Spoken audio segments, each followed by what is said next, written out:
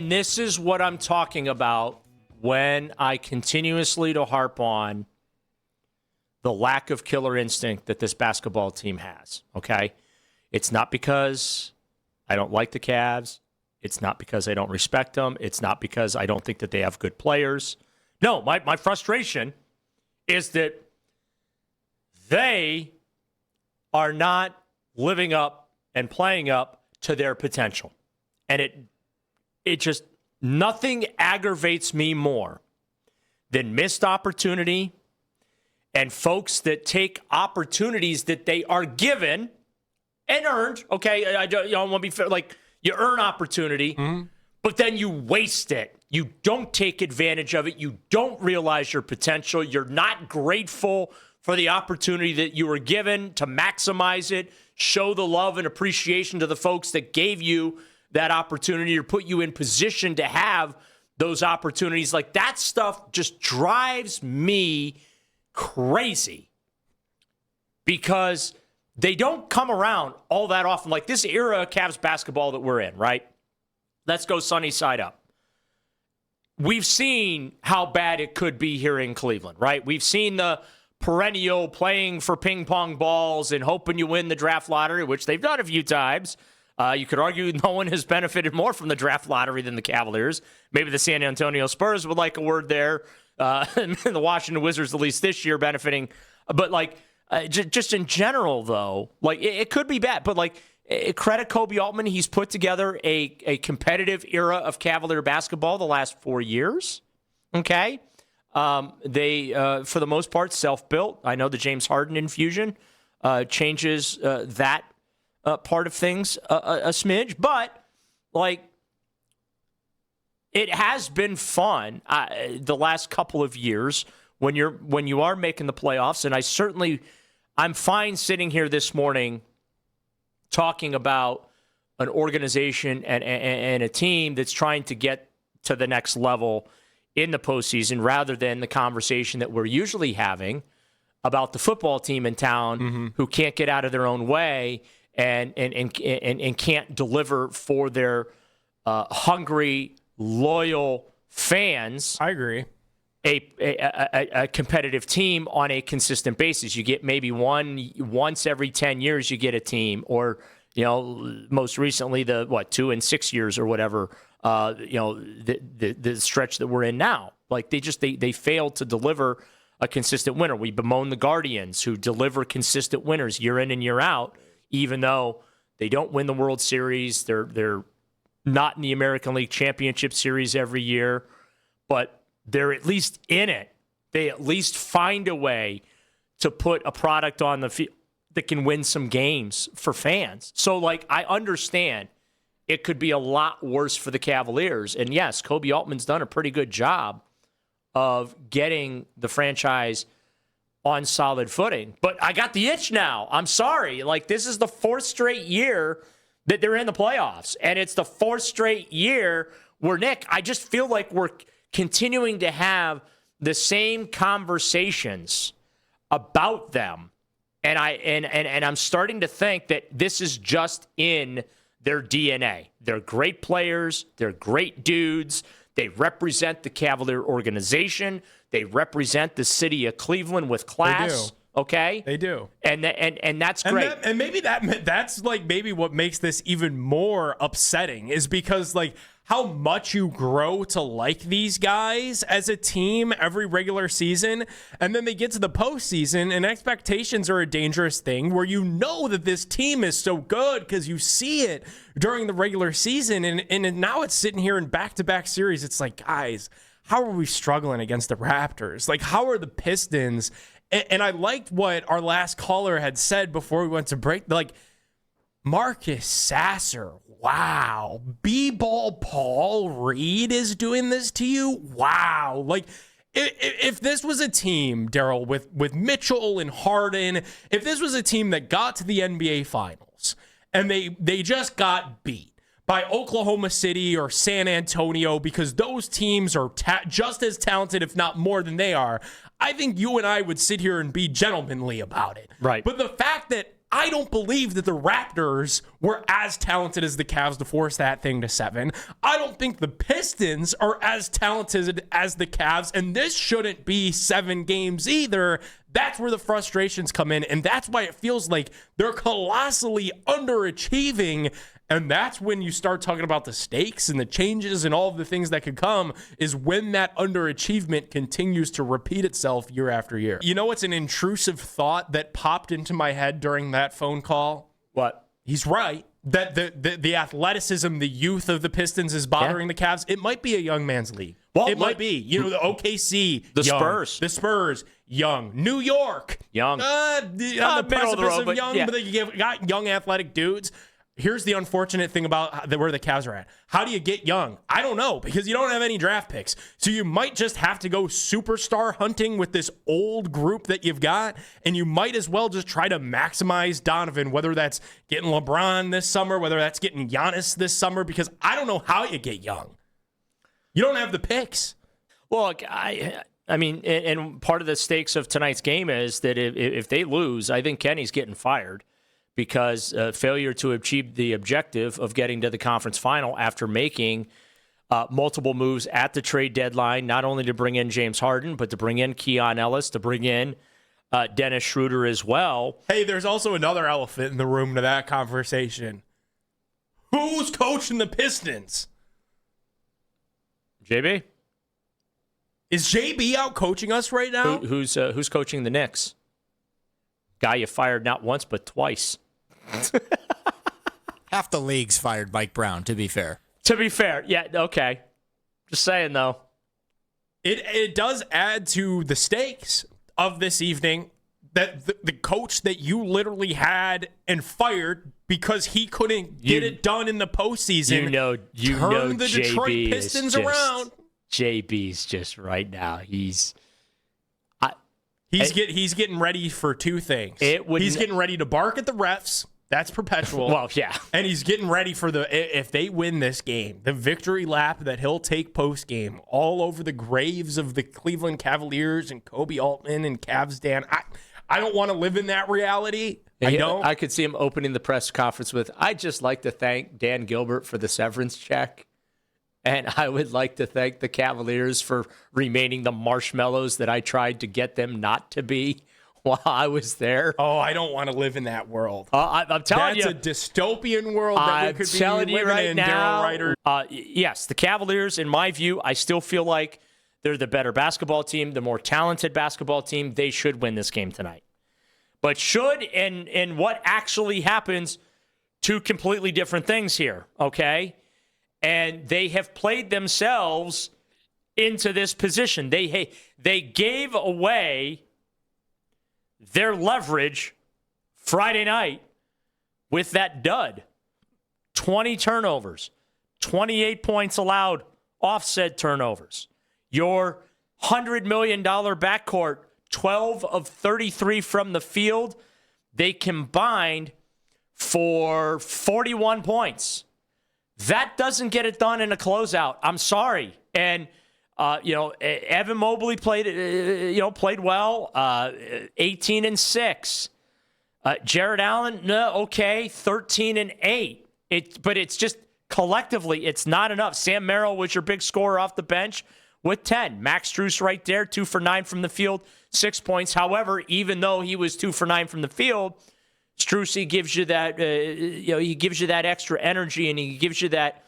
I did laugh the other day when Kenny Atkinson referred to him as Wild Thing. I think Anderson Varejao might want a word, but I do understand where Kenny's coming from as far as the energy and the intensity. I just need Max to stop fouling dudes in the backcourt. Yeah. When not just fouling dudes in the backcourt, but fouling dudes in the backcourt when they're in the bonus.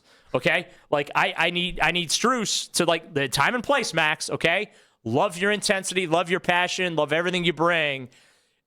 But you're in the details portion of the season, okay, where the details matter. And you can't. And we talked to Danny Cunningham last hour, Locked On Cavs and Inside Shot on Substack, and he brought up a great point. It's not just that the Cavaliers are turning the basketball over. It's because the Pistons are a good defensive team. Let's give them their credit, their flowers, whatever. Mm-hmm. But in a lot of cases here, too, in these games, the Cavs are dribbling the ball off their knees and their feet, and they're not paying attention to where they're dribbling, and they're easy swipe-aways, and they're not protecting the ball, okay? They're not playing with energy and intensity. The ball isn't popping offensively. Like, the reason I was so excited, and look, when I get I'm one of those people that if I get a take wrong or I'm wrong on something, like, I'm not afraid to say, hey, yeah, you know what? I missed that one. That's on me. I didn't get that right. I didn't look at that situation and view it correctly. But I'm very confident in how I view this Cavalier basketball team, okay? And the results bear it out. Not just this year, but in previous years, previous playoff runs as well, okay? The facts are the facts. They're indisputable. When push comes to shove, this team backs down, curls into a ball, and basically says, excuse us. And that's not how you can be in the playoffs. You have to play with a killer instinct in the playoffs. That doesn't mean you can't be a good person. That doesn't mean you can't be good, whatever. But, like, you got to play with a killer instinct between the lines in the postseason. Max Strus, I think, plays with a killer instinct. Occasionally, you get that from Evan Mobley. Occasionally, you get that from Jared Allen. Occasionally, you get that from Donovan Mitchell. And right there, that word, occasionally, is the problem. The lack of consistency. I never like going down the effort rabbit hole, okay, because I have tremendous respect of what it takes to play professional sports. And I've been around it nearly 3 decades, okay? I've seen a lot. I've heard a lot. I've observed a lot. And so I'm very careful when talking about guys not trying, okay? You can try and make mistakes. And I think that's what's happening with the Cavs. I think the effort is there. I just think they're tired, okay? They're getting worn down. And that leads to the physical fatigue, the poor shooting. That leads to the mental fatigue, the turnovers, right? But what frustrates me is in the first half, you should not be fatigued. Right. Okay? You shouldn't have 13 turnovers at halftime. Right. And then you come out in the second half and you tighten it up and you end up with 2 or 5 turnovers there in that second half. Button it up from the jump. Okay? Don't dig yourself that 10, 12, 14, 17-point hole that we have seen you dig yourselves with regularity in the playoffs, and credit to you, you dig yourself out of it. But let's not make this any harder than it needs to be. And that's why I just didn't have the mindset, either go win the thing tonight or just get your doors blown off and save us all the aggravation. Because I don't want another offseason of gray. And I thought Danny did make a good point, Nick, about, hey, a loss is a loss. Because I asked him, hey, they lose a tight one. Right. Okay, you lose a heartbreaker. Can you talk yourself into, hey, we got the game 7. We were a possession or 2 away from getting to the conference finals. We were right there. We can run it back again? Like, no, I don't want any gray area here. I want it to be cut and dry. I want it to be black and white. No, leave no doubt. Okay? I don't want to have to talk myself into anything this offseason. I'm curious to see what happens tonight, because if they win for a night, it'll feel really good because it's the furthest that you've gotten. You're in the Eastern Conference Finals for the first time without Bron since 1992. Which, by the way, it'd only be the 3rd time in franchise history. I want to say 75, 76 around there. They got to the conference final. It took them to 92, the 92 season to get back, and then obviously the LeBron thing. So yeah, I mean there's history to be made tonight. Right. So that would feel great for a night, but then what if some of these same frustrations with the turnovers and the sloppy play and the lack of urgency and lack of that's the thing. Like, it's not that's really what drives me crazy effort, is you it's can't a lack of urgency. And if that shows up against the Knicks, I think we're going to be having these same conversations over and over again with this group. And that's why I said last segment, I think a lot of these Cavs fans are just exasperated from what this playoff run has done to us, because we were spoiled during those 4 straight trips to the NBA Finals where you were never really tested until maybe the conference finals. Well, in you had that one you had that one Pacers series. They went 7 with them, but you're right. I mean, they ran through Toronto blindfolded every year. Looking back at some of those series with Toronto in the LeBron 2.0 era, I mean, LeBron was just messing around in those games. Like, I'm serious. Like, they were just goofing off in those games and winning them by 20. It was ridiculous. And I get, they and that's what you get, I get. We were spoiled with that, and that's an unfair expectation to have. That's what happened. We were spoiled. We were blessed. We had the greatest basketball player of all time, and if you want to still give that to Michael Jordan, fine, I'll let you, but you can't debate. You had the greatest basketball player of this generation on those teams, so we were spoiled, and it's not that easy, and these championship-winning teams, go through a gauntlet, and we're living through it right now. Well, look at the Celtics with Brown and Tatum, exactly. and they got their trophy in the case. Those two guys got a trophy in the case, but first of all, it was a Mount Everest for them to climb to get there. And guess what? They got kicked off the mountain rather quickly. They didn't even get out of the first round this year, right? So understand, this is hard, but a tremendous investment has been put into this team. Dan Gilbert, the payroll's north of $200 million. The luxury tax penalties and the second apron penalties that are going to be paid are going to push his expenditure to about $400 million, which I do believe is a record, okay? I believe that is a record. And so there is a certain expectation of a return on said investment. Your starting backcourt in a closeout game was 12 of 33 from the field. Okay? And combined for 41 points. That ain't getting it done. And oh, yeah, by the way, they had 11 of your 20 turnovers. And the guy that you brought in to push you over the hump had 7 of them. Well, that's another layer that we have not addressed tonight is it's James Harden in a Game 7.